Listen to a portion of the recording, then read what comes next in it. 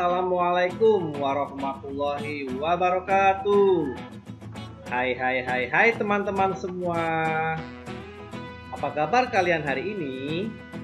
Semoga kita selalu dalam keadaan yang baik, sehat, dan tentunya bahagia. Perkenalkan, nama saya Kiko. Hari ini Kiko akan menemani teman-teman semua untuk kembali belajar. Tepatnya di pelajaran di kelas 5, tema 4, subtema 3, dan di pembelajaran 2. Baik teman-teman semuanya, sebelum kita memulai pembelajaran, alangkah baiknya kita awali segala sesuatu dengan berdoa. Tentunya agar diberikan kelancaran dan ilmu yang bermanfaat. Berdoa yang khusyuk ya teman-teman. Berdoa dipersilakan.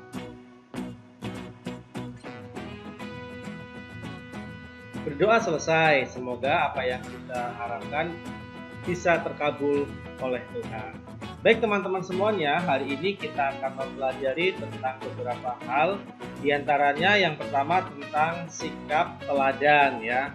Teladan itu sikap yang bagus atau bisa dicontoh ya, bisa kita tiru, itu namanya teladan.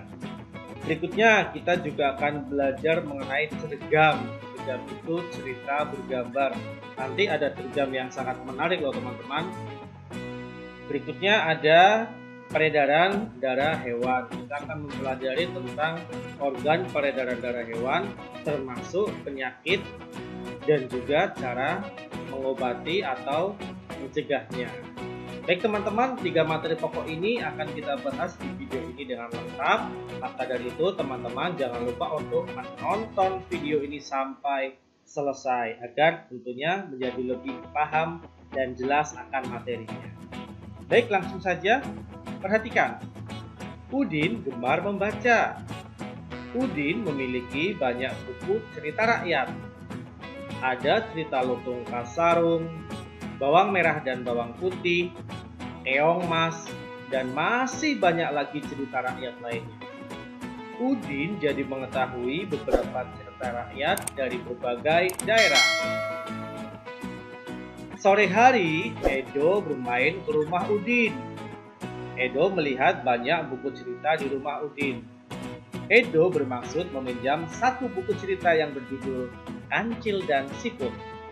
Udin pun meminjami buku ceritanya kepada Edo. Edo bergegas pulang setelah Udin meminjami.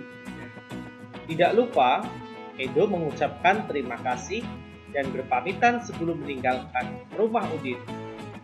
Sikap baik apakah yang perlu kamu teladani dari Udin? Sikap baik apa pula yang perlu kamu teladani dari Edo? Mengapa kamu harus meneladani sikap baik dari Udin dan Edo? Yuk, coba kita kerjakan bersama-sama. Soal nomor 1. Sikap baik Udin yang perlu diteladani adalah, ya benar, murah hati. Udin mau meminjamkan buku ke Edo dengan ikhlas, dengan senang hati ya. Sangat baik ya sikap Udin ini, perlu kita contoh dan teladani.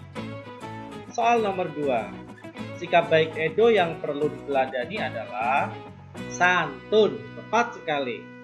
Mengapa Edo disebut anak yang santun?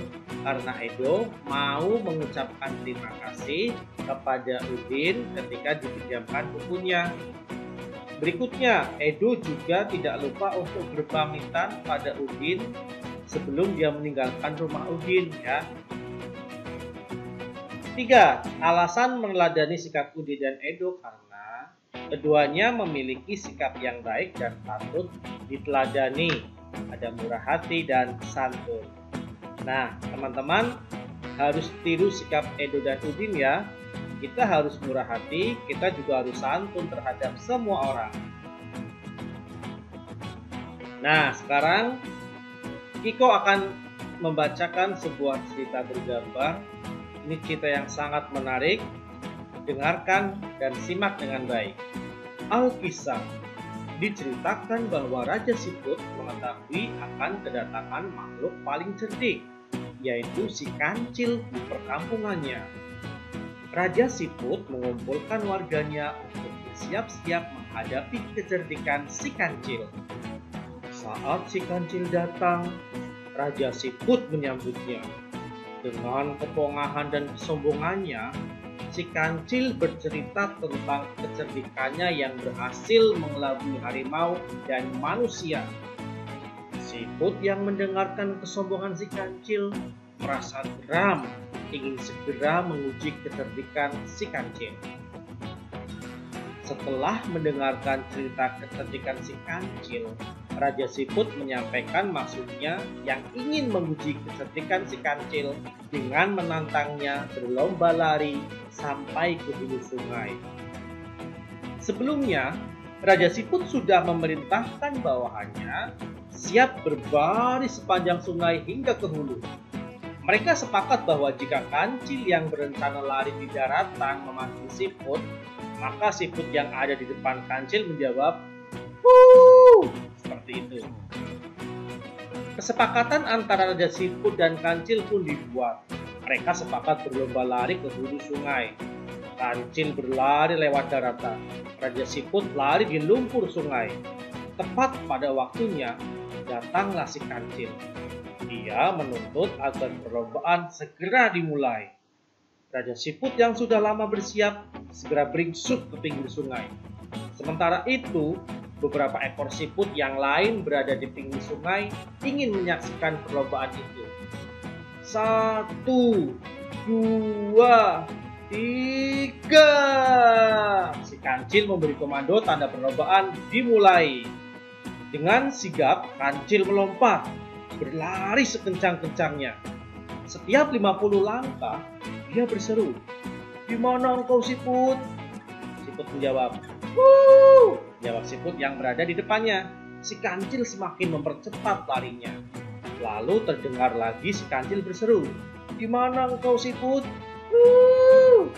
Kembali terdengar jawaban Siput telah berada di depannya. Si kancil menjadi marah dan kian memperkuat larinya. Setiap kali dia berseru, selalu dijawab oleh Siput yang telah berada di depannya. Demikian seterusnya. Si kancil tidak dapat mengalahkan Siput dalam perlombaan itu. Dia tidak dapat menerka taktik yang dipakai oleh Raja Siput dan anak buahnya. Akhirnya, dia merasa kelelahan. Sambil menggerutu dengan napas terengah-engah, sang kancil pun berkata, "Hai Siput, mulai hari ini, aku nyatakan bahwa engkaulah binatang paling cerdik dan dapat mengalahkan aku. Selamat tinggal." Setelah itu, sang kancil pun melompat dan lari menghilang dari perkampungan siput. Sekarang, tinggallah siput-siput itu bergembira ria. Mereka yang telah bekerja keras, bergotong royong, serta dapat membina persatuan dan kesatuan. Nah teman-teman, berdasarkan cerita bergambar di atas, siapakah yang memiliki sikap sombong dan pongah? Bagaimana pendapatmu terhadap sikap tersebut?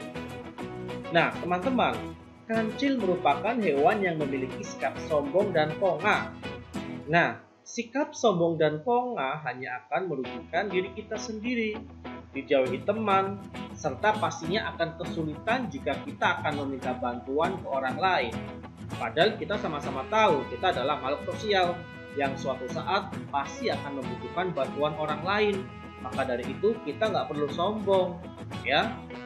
Apalagi pongah, ya, sombong yang berlebihan, pokoknya itu nggak boleh kan. Nah, teman-teman, apa itu cergam? Cergam merupakan kependekan dari cerita bergambar. Cergam mengandung pengertian perpaduan gambar dan teks yang berbaur menjadi satu kesatuan serta mengandung keindahan dan cerita yang bermakna. Itulah yang dimaksud dengan cerita bergambar. Ada beberapa langkah yang harus kamu perhatikan dalam membuat gambar cerita. Beberapa langkah yang dimaksud adalah sebagai berikut. Yang pertama, tentukan ide, gagasan, atau tema yang akan dibuat. Yang kedua, tentukan karakter tokoh utamanya dan karakter dari tokoh pembantunya yang ada di dalam cerita.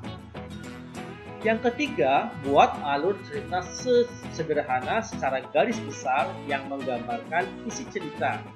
Kemudian masing-masing bisa dikembangkan.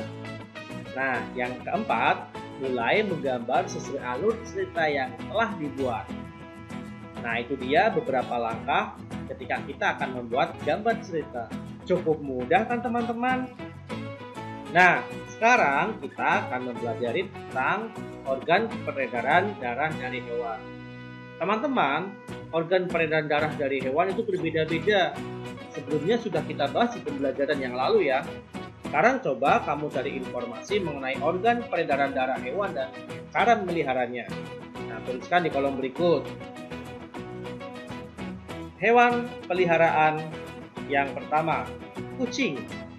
Ya, seperti kita tahu sebelumnya, kucing kan termasuknya mamalia. Dan organ peredaran darah mamalia itu jantung. Bagiannya ada 4 ruang sama seperti manusia. Nah, ternyata kucing juga mempunyai gangguan pada organ peredaran darah, yaitu apa? Gagal jantung. Kucing juga bisa mempunyai penyakit gagal jantung. Nah, bagaimana cara memelihara kesehatan organ peredaran darah dari kucing? Kita harus memberikan makanan yang sehat. Kita pastikan kucing kita juga tidak terlalu gemuk ya. Nanti bisa terjadi gagal jantung di sana. Kalau kita sayang sama hewan peliharaan kita, harus kita rawat dengan baik.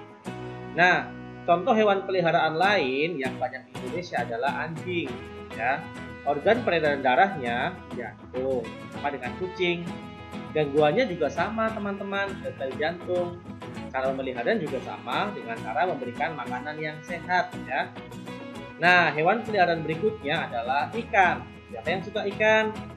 Nah, ikan ini peredaran darahnya adalah jantung. Tetapi bedanya hanya memiliki 2 ruang. Berbeda dengan manusia yang memiliki 4 ruang. Gangguan pada organ peredaran darah dari ikan adalah misalkan terkena jantung. Cara memeliharanya cukup mudah teman-teman. Kita pastikan air yang menjadi tempat hidup ikan itu layak ya.